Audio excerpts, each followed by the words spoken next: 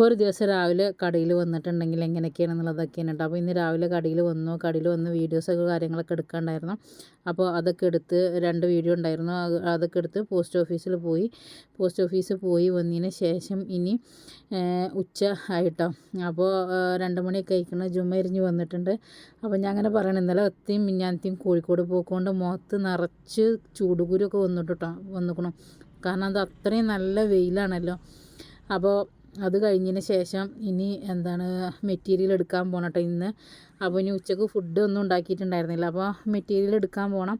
അത് എടുത്തിട്ട് ഇവിടുന്ന് 500 രൂപ വേണം കേട്ടോ എടുക്കാൻ പോകാൻ. പിന്നെ 600 രൂപ വേണം ഇവിടുന്ന് അത് കൊണ്ടേ കൊടുക്കാനും പോകാൻ. അപ്പോൾ ഞാൻ വിചാരിച്ചെന്നൊക്കെ ഇനി ഒരു പോക്കിൽ കഴിക്കാമെന്നുള്ളത്. അവിടെ നിന്ന് എടുത്തിട്ട് അത് അപ്പുറത്ത് കൊണ്ടേ കൊടുത്തിട്ട് വരാമെന്ന് വിചാരിച്ചിട്ടോ. അപ്പോൾ നമ്മൾ അവിടെ എംബ്രോയ്ഡറി ചെയ്യാൻ വേണ്ടിയിട്ട് കുറച്ച് കൊടുത്തിട്ടുണ്ടായിരുന്നു. അപ്പോൾ ഞാനത് അവരോട് പറഞ്ഞിട്ടുണ്ടായിരുന്നു, ചിലപ്പോൾ ഞാൻ സ്ഥലം വരെ പോകാണ്ട്, അപ്പോൾ അത് വന്നിട്ടേ എടുക്കുകയുള്ളൂ എന്നുള്ളത്. അപ്പോൾ പോണത് ക്യാൻസലാക്കിയിട്ടുണ്ട്. കാരണം എന്താ വെച്ചിട്ടുണ്ടെങ്കിൽ ഒന്ന് ചൂട് അല്ല, നമ്മളെ സീസൺ സമയം കാര്യങ്ങളൊക്കെ അല്ല. അപ്പോൾ നമ്മൾ ഇവിടെ നിന്ന് വിട്ട് നിൽക്കുക എന്നുള്ളത് അപ്പോൾ പറ്റാത്തതുകൊണ്ട് ഞാൻ എന്ത് ചെയ്തിട്ടുണ്ട്, പോക്ക് ക്യാൻസലാക്കിയിട്ടുണ്ട് കേട്ടോ.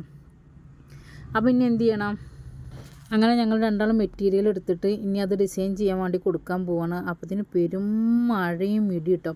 കഴിഞ്ഞ പ്രാവശ്യം ഡിസൈൻ ചെയ്യാൻ കൊടുക്കാൻ പോകുമ്പോഴും ഇതേ അവസ്ഥ തന്നെ കേട്ടോ. അപ്പോൾ ശാലു എന്ത് ചെയ്തു, 2-3 ദിവസത്തെ ഈ പോക്ക് കാര്യങ്ങളൊക്കെ ആയിട്ട് നല്ല ഉറക്കത്തിലാണ്. ഞാനാണെങ്കിൽ ഒരു സൈഡ് ഇങ്ങനെ നനയിൽ തുടങ്ങിയിരിക്കണം കേട്ടോ, മഴ പെയ്തിട്ടേ. അപ്പോൾ നല്ല മഴയും ഇടി ഉണ്ടായിരുന്നു.